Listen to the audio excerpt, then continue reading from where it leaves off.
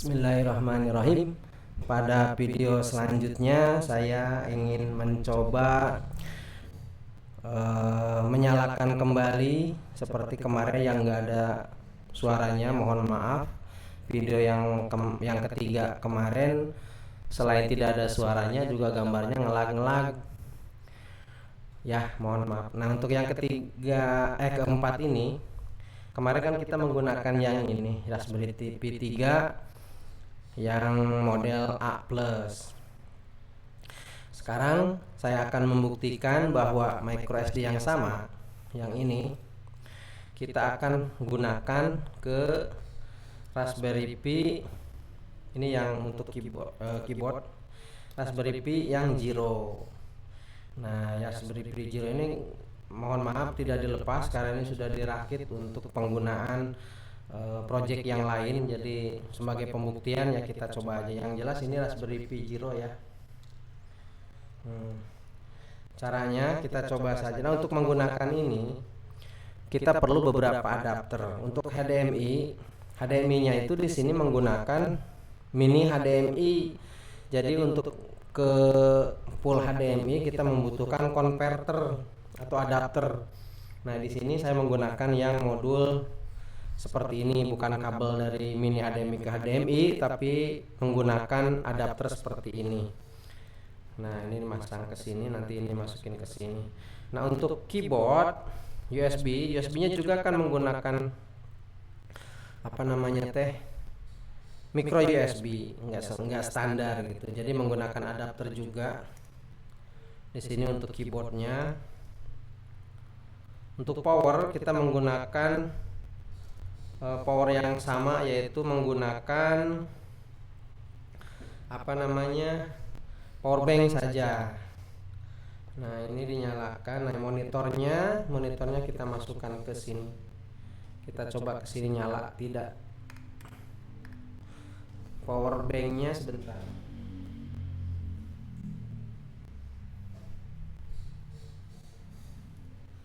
Nah, untuk powernya saya menggunakan power bank yang biasa 5 volt.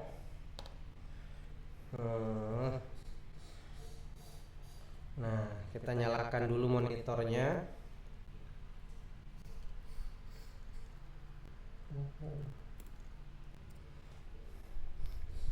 Lalu kita masukkan ini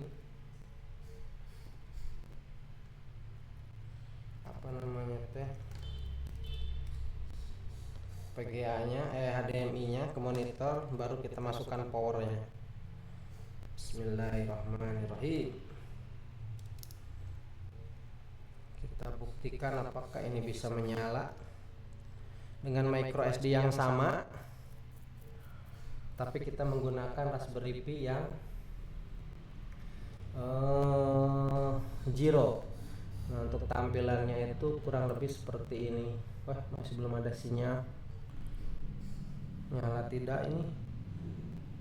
Oh, memorinya belum dimasukkan. Guys, sebentar. Saya masukkan dulu ya. Cabut dulu powernya. Kita masukkan micro SD-nya. Kalau kebalik nggak bakal masuk ya. Nah, baru kita nyalakan lagi. Nah, sekarang nyala dia. Nah, kita lihat di monitornya.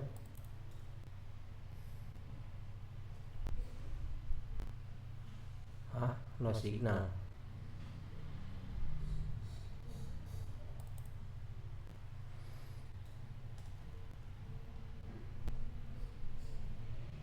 Oh, ternyata belum menetap ininya. Ini sudah menyala.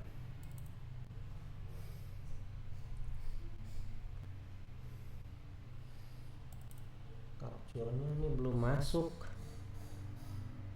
Coba sebentar, ini capture-nya belum masuk. Nah, sudah menyala ya. Ini capture-nya belum masuk. Kita lihat.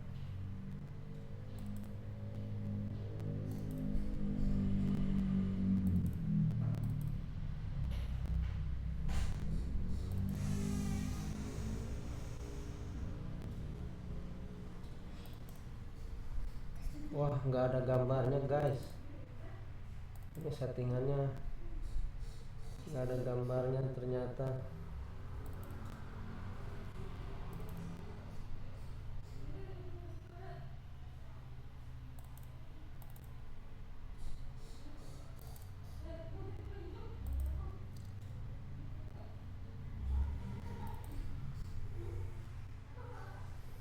Ya, ini sebagai pembuktian aja bahwa ini sudah bisa menyala.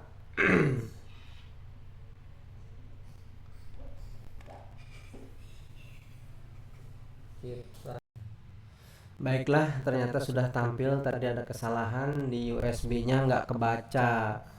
Jadi untuk tampilannya itu seperti ini. Ini sudah bisa muncul di monitor kecil, kurang lebih seperti ini. Coba kita lihat apa saja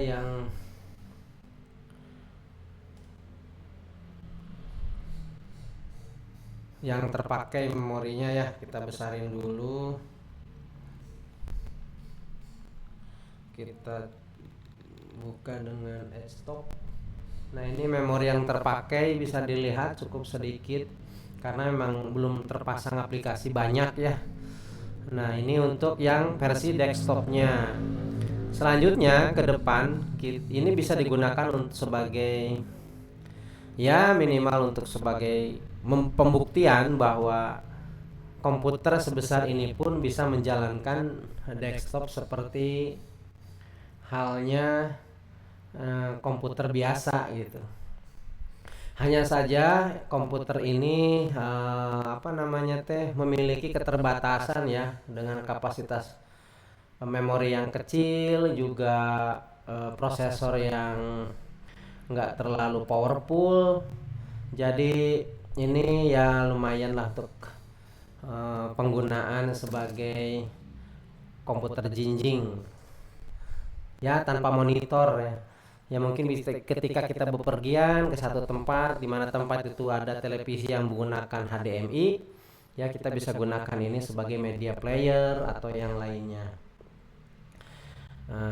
Untuk video kali ini mungkin ini saja sebagai pembuktian bahwa micro SD yang sama, operating system yang sama itu bisa digunakan ke semua tipe Raspberry Pi, baik itu yang terbaru atau yang lama, asal pada saat pemilihan operating system di awal itu kita gunakan yang 32 bit, baru itu bisa digunakan di Raspberry Pi Zero. Kalau yang 64 bit itu hanya bisa digunakan pada Raspberry yang baru, minimalnya itu Raspberry Pi 3 ke atas, Pi 4, Pi 5 yang terbaru, atau yang Zero pun Zero yang kedua, bukan Zero yang awal. Nah, itu bisa menggunakan operating system yang 64 bit. Nah, selanjutnya pada video selanjutnya mungkin kita akan mulai pengimplementasian project-project yang saya pernah coba. Di antaranya itu Raspi sebagai server web, Raspi sebagai game konsol, bisa sebagai ya banyak yang bisa kita coba ya.